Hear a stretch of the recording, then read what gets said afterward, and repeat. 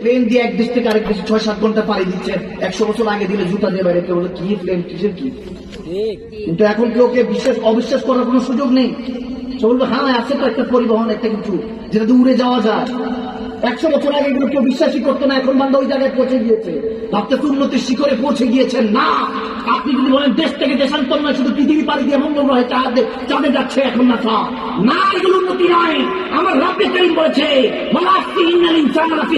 বান্দা যায় দিন ভালো আসে দিন খারাপ, পিছনে তোমাদের মৃত্যুর সামনে কিয়ামত অপেক্ষা করছে, ঠিক না? সব অবনতি, কোন উন্নতি না। আল্লাহ সব দুটা দিচ্ছে, চোখ দুটা, কান দুটা, নাকের ছিপ দুইটা, ঠোঁট দুইটা, হাত দুটা, পা দুটা, লিভার দুটা, কিডনি দুটা, কিন্তু মন দিচ্ছে একটা। আল্লাহ কোনটা লাগাবো, কার সাথে লাগাবো? মার ভালোবাসা বউ বুঝে না, বউর ভালোবাসা মা বুঝে না, সন্তান বুঝে না ভালোবাসা। চাচাকে আলাদা করে ভালোবাসতে হয়। বন্ধুর সাথে বলছে তোর সাথে বন্ধুত্ব সারা জীবন থাকবো, এখানে বইলে এসে আবার আরেকজন তোমাকে ছাড়া কারো ভালোবাসি না।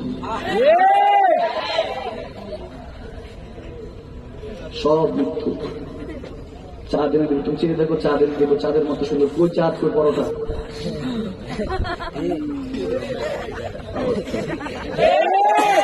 বললাম আল্লাহ কোমর পক্ষ থেকে তিতাস, এখন খারাপ লাগবে মনে হয়, খারাপ লাগছে না? যুবক, আমার যুবকরা, আমি গুনাহগারের কথাগুলি